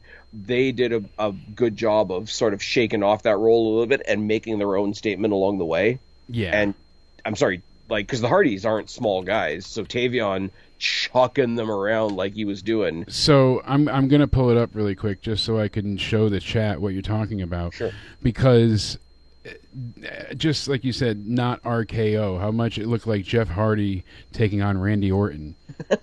But that's not Randy Orton. No. But have you ever seen Miles Bourne and Randy Orton in the same place? I have not. But that, my friend, that's pretty suspect. Look at that. Yeah. I mean, look at that face. Over on the other channel there, somebody said Miles Bourne looks like Randy Orton and Vacant had a child. Yes, because he's got kind of that not quite bald look, but it is funny to have that. You know what I mean? He's got that incomplete creator wrestler. It doesn't not what I meant by bald, like, but like the bald head. Like he doesn't have that total dome shape yet. So crazy. But I know I kind of skipped to the main event. It was nice seeing Santino Marella come out and announce the title match for the Hardys. I think he was taken aback, when you saw him first come out, like he sort of I don't think you expected that reaction. And then he took a step back again, got to use his old music, which is always good. It's the music he still uses now when he shows up for a Destiny show. Check it out. I love what they did on Raw. They continue to have the interview in the audience. So they had Rhea getting interviewed, and then she got cut off by EO. So that was a lot of fun to have that in the crowd. Everybody's live behind you.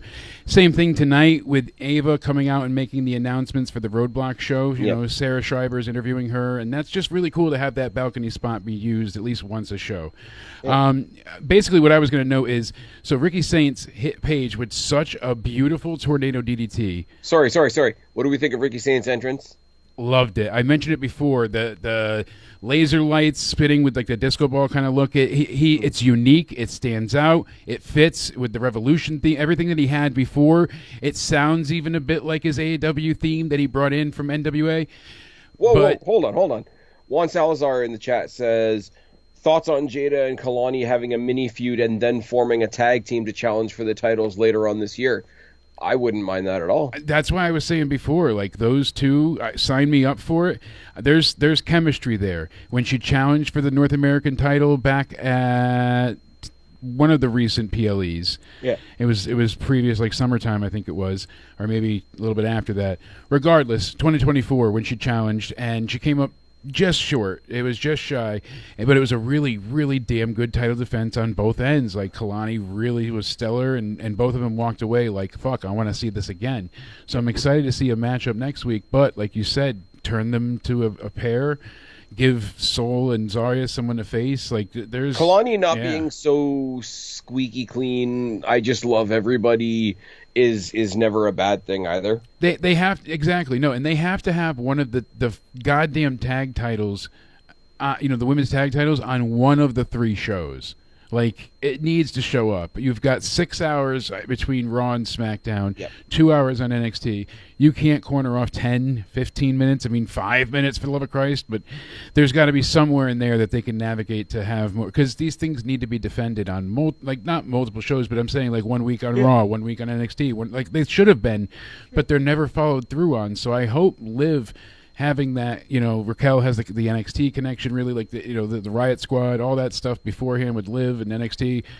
They have ties there. I hope they keep coming back and defending it. Besides, I hope it happens. I hope the belts get used.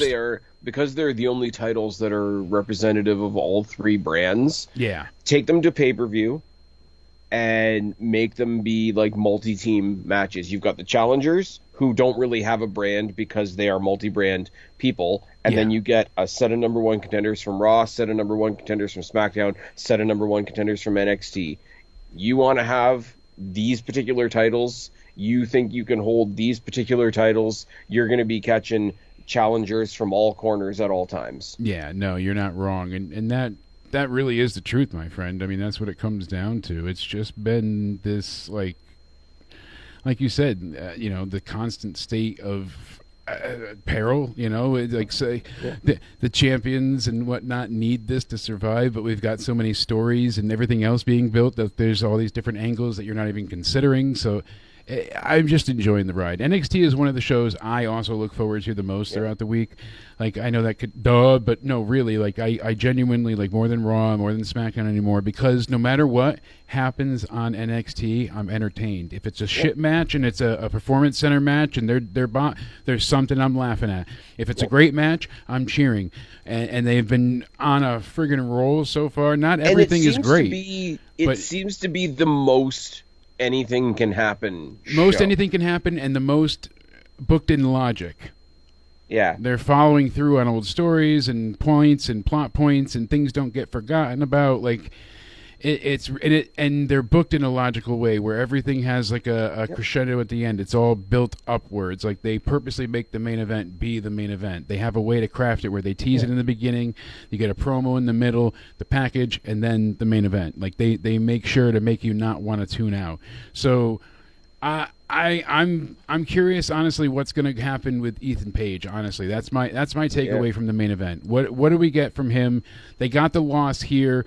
I really like the deadlift Rochambeau Dominator for the win. I don't know what you want to call it, but he went for the Cardinal kick, and then I was like, oh shit! But that dead fucking Rochambeau Dominator that was badass. Yeah. I really thought that. I think going forward, you get one more stepped up match, because I think they're at one apiece. Ethan and Javon, or is it Ethan? Ethan has both of the wins. Ethan has both of the wins. He re-injured his jaw the second time, and then he also got Cedric fired. So. True. He broke his hand and got him kicked out of the company. I thought this was not just solid. This was a stellar introduction for the universe to Ricky Saints, to what he does. There was nothing extravagant. It was all just very effectively basic in the best way possible. But it was balanced. Exactly, and they had a big star feel. It would be really tempting, especially with all the conversation that was around the Ricky Starks, Ricky Saints debut, jumping from AEW, whatever. It would be really tempting on his first match and his first night competing to have the match be all about him. Yeah. But you had three other wrestlers in there competing with him in the sense of spotlight and whatever. Yeah. That were all making the case of, no, we're still here too. Yeah. You got a lot of what I want to see later on down the line, which is Wesley and Javon Evans. I could watch them wrestle forever. But I think you're going to get one more stepped up third match, last chance saloon type thing with Javon getting one more shot, and then you'll get Wesley. Him. Then you'll get Wesley and Ricky Saints at either Roadblock or Stand and Deliver Oi Oi Oi, and that would be a hell of a match. Ricky Saints comes out to face, Wesley, who's got the backup behind him. Wouldn't it be funny on a big pay-per-view stage? Ricky Saints comes out with the Rascals. Yeah, comes marching in, And here's the thing: there's so much. To avoid it. I tried to avoid it, but that 3-on-3 was already in my mind, and there's a lot they can do here. So think about it too. If Sean Spears wins the title from Tony D, next thing up after that, Saints and Spears. I'm excited for that. I was a big Ty Dillinger guy. I like Spears. Okay, here's the thing. I like his group. I like what they did tonight with him. I mean, I'm not a spiteful person, and I would never wish any bad on AEW. Obviously, right? Imagine. Do I have to say yes and agree, or WrestleMania weekend? At WrestleMania, you've got Cody versus Punk. And on the undercard on NXT, you've got Ricky Saints versus Sean Spears. Yeah. Let's just do a whole murderer's row of you could have had this if you weren't completely inept. Exactly. You really could, though, the lineup. Yeah. I don't know. I think the thing I'm curious about it what the chat wants to see most at Roadblock. I mean, I'm excited for a lot of things, but Roadblock... We got, obviously, Julia and Stephanie, title for title. We're thinking Jordan Grace, but we'll see how they book going towards it. The Hardy Boys against Fraxium. For the TNA titles. NXT's tag team wrestling. I mean, look at the Baron Corbin and Breaker. Braun Breaker, yeah. What were they called? The War Dogs, right? The Wolf Dogs. Wolf Dogs, that's what it was. Which didn't really make sense. But. Yeah, should have been, whatever. But still, Wolf Dogs, I mean, they kind of shot in the arm to the tag division that we needed at that point. Yep. But the NXT overall has pretty much had the most stellar tag division out of anybody for quite some time. Not to say the main roster hasn't had some good things. Yeah. AEW probably has my favorite tag match, and that was on a Collision. Go figure. It was the Gin and Juice taking on FTR. That hour-long match they had was incredible. But we're getting Obafemi and Moose, so fuck everything else. Yeah. That's for the NXT Championship. I don't know if it's for the X Division title. I don't hear anything about title for title. I thought Ava said it was just for... See, here's the thing. I read the spoiler that said it was going to be title for title, but that's from a future episode of NXT or of TNA. TNA, yeah. And so something might happen with the 3-on-3, yeah. and they add to it, because right now she just said Oba versus Moose for the NXT title when she was out there on the thing. They're doing a good job too of saying like, because Santino's there and Ava's there, right?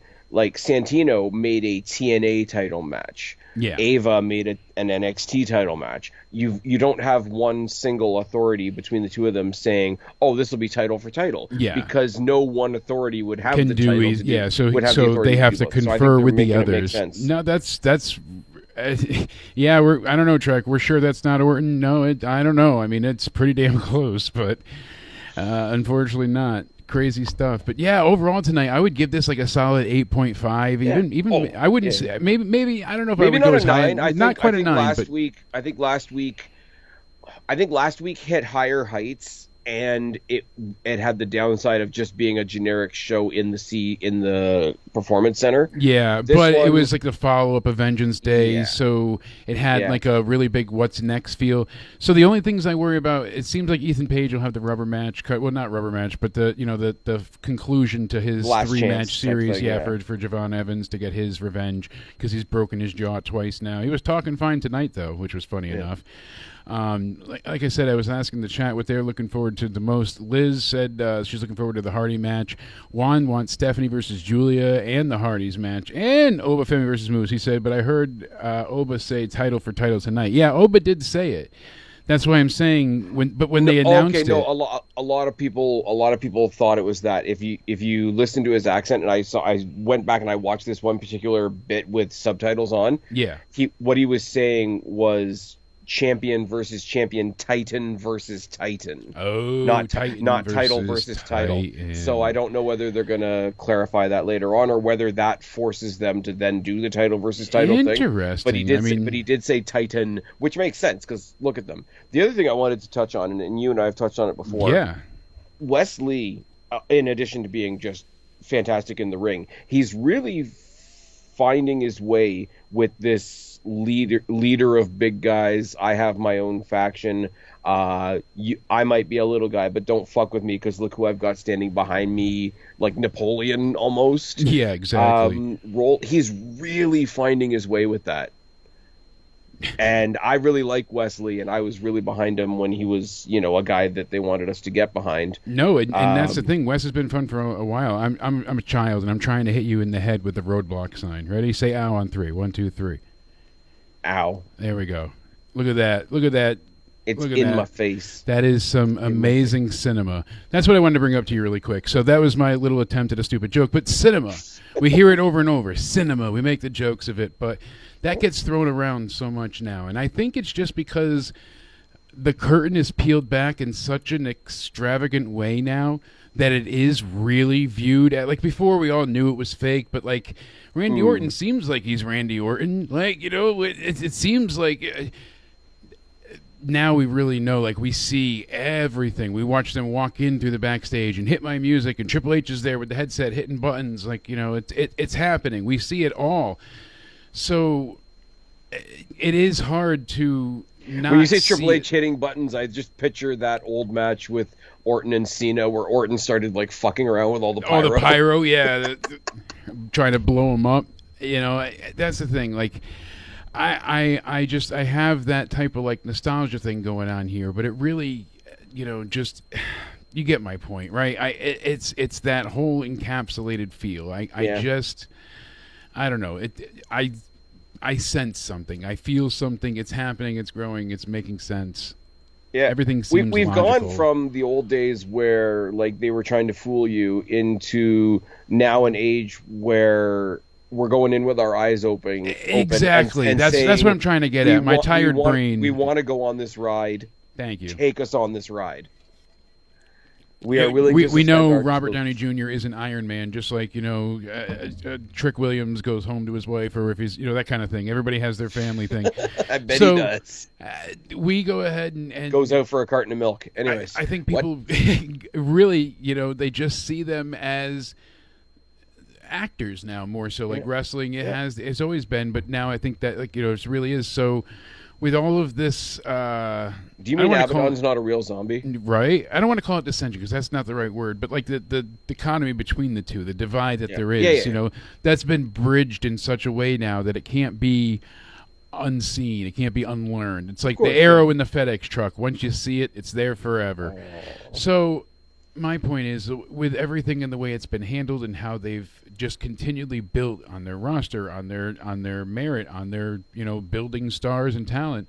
WWE has turned NXT officially, I feel like, into a third brand, and we're going to see NXT no longer be the developmental that it's meant to be. It'll still be a little bit, but I think that's why they have the ID and LFG and all these things now. Well, we got Evolve starting next week. Exactly what I was going to get into. So I think I kind of want to cover the first Evolve episode as well. Yeah. Looks like it's going to be a lot of fun, so we'll see what happens. Probably won't do it a lot because typically when we're recording other stuff. But I'd like to see it. But I would like to do it just once, just to see there the is one episode. There is one sales pitch for Evolve that I got literally today. Ooh, I think not the announcement of 2 new titles either. So. Yeah, the titles are all right. I think it's a great idea for them, for their own. Like, I thought they were going to add more stuff. Fine, you want people to something to chase. Whatever, great, love it. But they don't need any more than that. And really, I wouldn't even had titles in there. Give them just the dream of achieving. You're getting a contract should be enough. But I get why they have it. They need to build. So sure, let's see what they do with it. But apparently on Evolve, I think you and I talked about this earlier today. Really, really awesome to hear that referee Jessica Carr is getting in the ring under a mask. I don't know how to pronounce the name. It's Calix. Yeah, and that's Sol And Ruka's real name, right? That's really cool. Yeah. Calix. But it's one of those, like, everybody always says, like, if you're a fan of Corey Graves, like, oh, if he ever gets cleared again, I'd love to see him step away from that announce table and get back in the ring. And it's like, it's cool to see people make that step up. Like, Diamond Dallas Page at one point was driving the convertible for Honky Tonk Man, and then he got in the ring. Yeah, so Sol Ruka's real name is Calix with a C, Calyx. Really? Yeah, go figure. But this with a K isn't tied to her. It's Jessica Carr. So she's been a referee since 2017, and she's the first female referee since Rita Chatterton got raped in the 80s. So good for her to be safe now. And the thing is, too, like, if you follow Jessica Carr, like, I mean, there's only so much excitement to following a referee unless your name's Jimmy Corderas, who's fucking awesome. Or unless you're going to go ahead and make it all about yourself. Yeah. Nay, nay, the horse says nay and eats its hay. But no, like, if you do follow Jessica Carr, like, it's nothing extravagant, but she's just, like, super positive, like, good vibes type person to follow, and it's just, like, one of those generically, like, I will watch you and see where you go. Yeah, I'm excited. I think it's super simple. Like, it's one of those off-the-wall, nice stories of, oh my god, it's not, oh my god, this is amazing. It's just like, oh, that's neat. I might tune in and check that out. Yeah, so like that, on that level. I mean, they bought Evolve in 2020, so now they've released information about the Evolve tapings.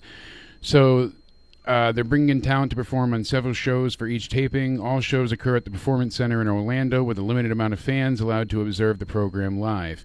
No regular fans are allowed to watch tapings of Evolve, and only family and friends have been invited, with approximately 100 people in attendance. The limited amount of spectators is reportedly due to WWE wanting to keep results hidden to avoid spoilers from being leaked.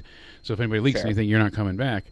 And it's on the talent's ass. Good. That's how you make people, you're going to get me fired if you share stuff. So they have some WWE ID wrestlers who still compete on the indies, and they're also featuring NXT talent, it says as well. So it's going to be exciting. Cool. I'm looking forward. I definitely want to review the first episode. It's not live, but it is taped to live, so it'll be exciting to watch. And I'm really curious how it plays out. Does it impact the Dynamite ratings? I mean, that's something that really, realistically, it could be Wednesday true. Night War. I mean, we used to say, and they couldn't even, NXT was getting destroyed. Now they've beaten them for, what did we say, 18, 19 weeks in a row, and it's not by a small margin either. It's a couple 100,000 each time, and it's only getting broader. The ever-growing differences between me and you and our watching habits and whatnot. The same as, like, you're watching stuff on USA or on the CW, and I'm watching it on Netflix. Apparently, Evolve being on Tubi is only in the States. Yes. Everybody else is going to be watching it on YouTube. Yeah, funny enough. So I might have to. Earlier this year, when I was watching SmackDown on YouTube for that 1 week, yeah, they were testing it out, I'm pretty sure. The in-between, yeah, I think that was the plan. So, hey, we can use Yield VPN, and I can come to your neck of the Maplewood, and we'll go ahead and see what happens. But, yeah, overall, I'd give this solid show at like an 8, 8.5. Certainly not quite a 9, but it was up there. Yeah. What are your final thoughts, my friend? I know we got to get out of here. It's late enough as is. We chat, as always, for way too long. I thought it was really good. Like, when you consider that it's, other than the location, it was technically just an episode of NXT. Like, it wasn't even the elevation of being something like a Roadblock or anything like that. So yeah, no, it was by those standards, it was pretty good. Obviously, they put some grabber type matches, like bringing in the Hardys and doing the crossover with Moose and all that sort of thing to sell the bigger venue and all that. But everything kind of had a purpose. They didn't just bring in the Hardys because they were in, North Carolina kind of idea. Like, there's a purpose for all of this, and that's what I'm appreciating. They're not doing the cheap pop where, look, we got, Luigi who's, making doughy pizzas while he wrestles this week. But, and then where the hell is... I'm not going to lie. Danhausen, Ben, very evil. I'm not going to lie. Eventually, I want to see Santino walk into Tony D's restaurant. I think that would be funny. The I skits think they that could would be have funny there as hell, would be hilarious. So, yeah, overall, I'm a really a stellar episode of the Week to Week for NXT. They're doing a great job on always focusing on what's next. And that's been a complaint of mine with Dynamite for ages now. You never know what you're getting till the day of where they put out all the, here's the tweets. But it's not, we're going to get these matches. Well, that too. But usually it's just like, unless it's a pre-planned title match, most times it's these specials they have filled in. So you don't know till day of what you're getting. And it's going to be a bunch of decent matches, but there's no real stories for most of them, sadly. So, or if it is there's nothing drawing you in. Or what time is it coming on? Or is it a regular episode of Collision or a pay-per-view? Or how pissed off are the Australian fans? How do we get our money back? Wait, what do you mean I have to pay twice as much to get a shittier seat? I'm telling you. So I will be live this Saturday. Why did you build the ring out of Lego? Exactly, and terrible cushion. Poor buddy's ankle. But like I said, I will be live without Spaz, unfortunately, because...